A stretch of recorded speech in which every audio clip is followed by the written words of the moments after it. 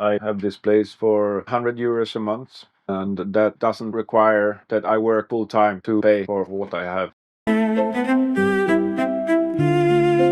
I bought a ruined trailer and then I demolished it and I built everything up new according to quite high standard. Here I have a water collecting system and I have everything ready also for solar installation. So here you have all hookups, water, electricity. Yep. And what are the dimensions? It's roughly 6 meters long and 230 wide meters. Yeah, So it's 13 square meters. yeah, 13 square meters. Yeah, let's have a look inside. Yes, welcome. This is the kitchen.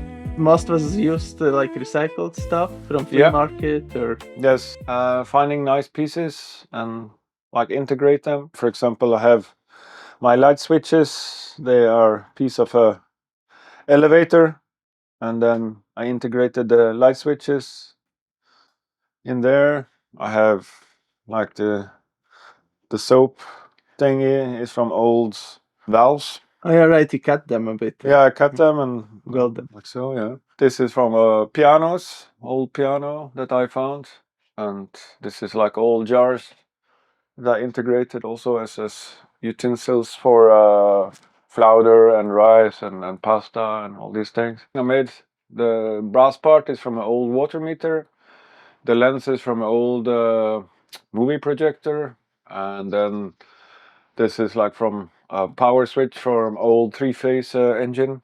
So It's LED. yes, now it's LED. Yeah, all the lights are LED. So I think all lights together is around 15 watt In all the house.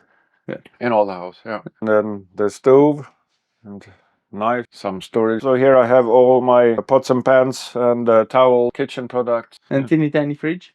Teeny tiny fridge, yes. But that's a very late addition. I lived, I think, 4 years without a fridge, which was perfectly possible. But then I became lazy, so I'll have a fridge. How did you come up with the idea to build a tiny house? I always felt that I wanted to live a bit more autonomous. It's always been in my heart and mind, I think, as long as I can remember, to find my own way or create my own space. A bench for eating. Here is like my pharmacy cabinet, all my pharmacy stuff. And this is self-built wardrobe. For camping equipment and all the other things that I use only in the wintertime, for example. Yeah. So it's like made from an old ship, mahogany. This axe is like from my grandfather. He had it especially made for himself when he was a young man. And it's like a hunting axe. You can see the straight edge, and basically it's to cut the skin of a animal open, like when you're hunting. You can also hang it on your belt. And it's like made by a master smith in Sweden a long time ago. The height of this ceiling is very high here. It is total from ground to top. The house is 3 meters 90. And inside? Inside this would be maybe 240. Okay. Yeah. It's very nice, and I like that you didn't put too much like cabinets and the wardrobes. Yeah. It makes it very Yeah, spacious. it's very spacious and open, yes. And that is also a design thing I had to think about. Did I want to integrate bathroom and shower in the house? And I decided not to, because I can build compost toilet easily, and a shower I can build anywhere. Takes a bit of time, but it's not a problem. I'm very happy with that decision. And I never felt to change it or that I need a toilet or shower inside, so I think that is good for me. Yeah. And then you have very nice Fireplace.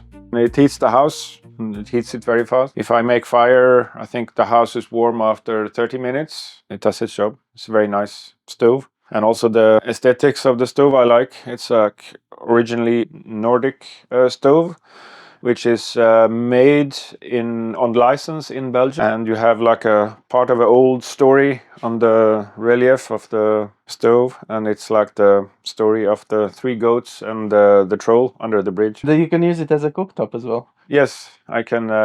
Whenever I make fire, I put on dishwater also. Hanging wardrobe From copper. for clothes. Yes, fur and wood.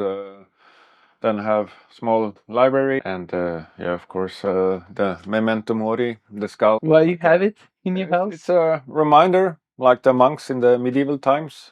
like a memento mori. It's like, don't forget that you're about to die. This is recycled from a sewing machine. Be moved around, and it can be stored against the wall. So then I have space for if I have company for another mattress here. And the master bedroom is on the top. Yes. The bed is 140, I think. I can make it smaller and bigger, so I can slide this one all the way back to here. And then I have like a more single bed. I have storage for mostly winter clothes and bed clothes there. How far it goes? It goes only 60 centimeters deep. Yeah. How much did it cost you to build it? The total price, including everything, like all screws, all materials, around 7,600 euros.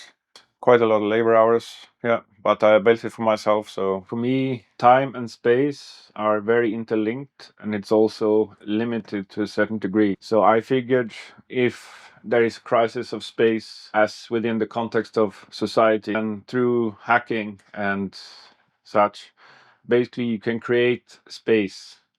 And by creating space then for myself, building this house, then I also indirectly create a certain amount of freedom as in time. So by living very cheap and autonomous, then I have more time to do the things that I really like to do, and also to kind of be a bit of a bystander and onlooker, and in a way the choice to choose the slow path of life. And I think for me it is a very good way of life, and I'm very happy that I ventured on this project, and it gave me a lot of freedom and experience. And I also saw a part of our society and integrated with a lot of very beautiful people that I would otherwise never have met. So I think for me it is really a good choice that I do not regret, because it gave me so much freedom and expression.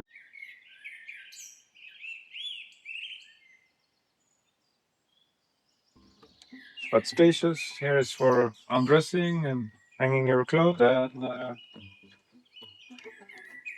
here is the shower itself. So warm water, cold water, and the toilet is then on the other side of the train that we also built, which works very nice.